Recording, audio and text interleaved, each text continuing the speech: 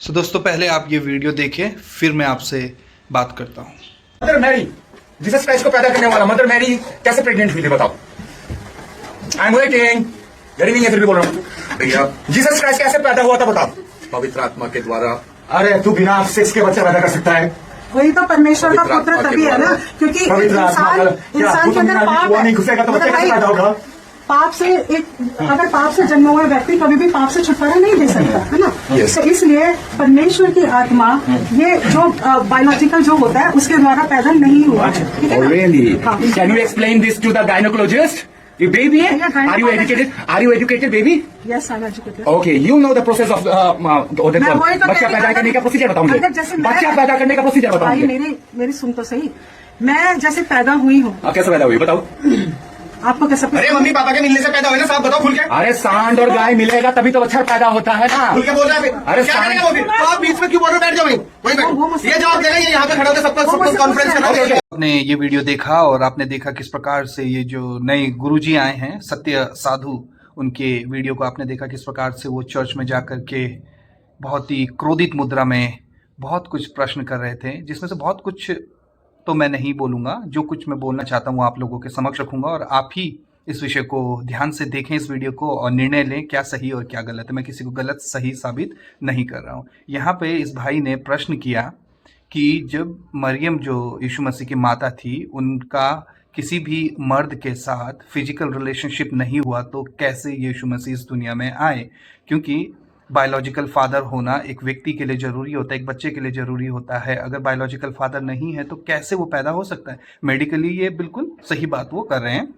और उन्होंने एक लेडी के साथ बड़े ही बदतमीजी के साथ पूछा कि बताओ कि बच्चे कैसे पैदा होते हैं, और बहुत ही एक क्रोधित मुद्रा में उन्होंने एक एग्जाम्पल भी दिया, एक गाय का और एक सांड का। आप देख सकते हैं भारत में गाय को गौ माता के दर्जे से देखा जाता है और वो व्यक्ति किस प्रकार से एक उदाहरण ले रहा है, और काफ़ी लोग उसको सपोर्ट करते हुए नज़र आए। पिछले दिनों में उस वीडियो को जब मैं देख रहा था, काफ़ी कमेंट्स और काफ़ी सुर्खियाँ इस सो कॉल बाबा ने बटोरी, जो एक चर्च में जाकर के, एक प्रार्थना सभा में जाकर के खलल डालता है, फिर वहाँ पे पास्टर के साथ बहुत ही बदतमीजी से पेश आता है, और यहाँ तक कि जब एक औरत उसको समझाने के लिए आती है तो उसको भी वो बदतमीजी से बेबी करके पुकारता है और कहता है अगर तुम एजुकेटेड हो तो मुझे बताओ कि एक बच्चा पैदा कैसे होता है। जब वो एक्सप्लेन करती है बाइबल के अनुसार कि ऐसा ऐसा है और वो पवित्र आत्मा से गर्भवती हुई, तो वो उस विषय को खारिज करते हुए कहता है कि नहीं, ऐसा नहीं हो सकता है। तो मैं एक ही बात यहाँ पर बोलूँगा, वो बार बार राम के नारे लगा रहा था।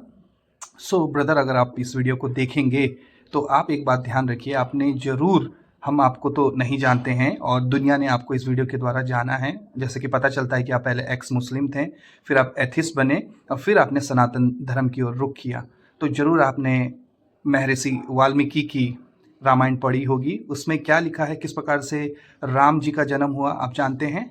तो मैं आपको बताता हूँ। राम जी का जन्म हुआ था उनकी माता के द्वारा खीर खाने से।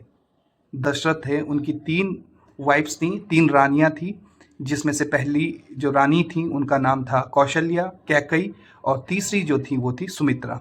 और जो कौशल्या थी, कौशल्या से ही राम जी पैदा हुए, और जो कैकई थी, कैकई से पैदा हुए भरत, और जो सुमित्रा थी, सुमित्रा से पैदा हुए 2 भाई, लक्ष्मण और शत्रुघ्न।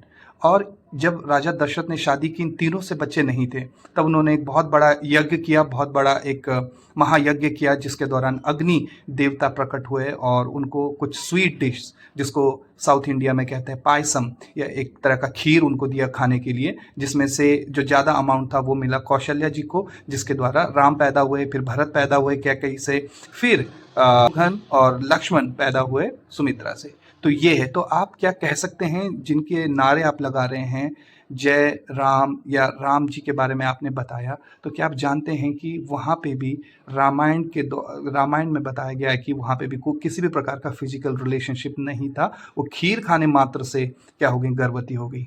क्या आप इस बात का खंडन कर सकते हैं? क्या आपने ये नहीं पढ़ा था?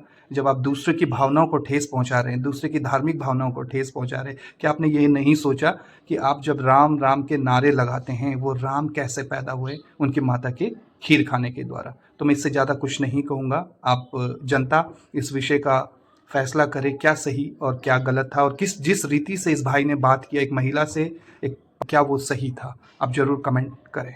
Thank you.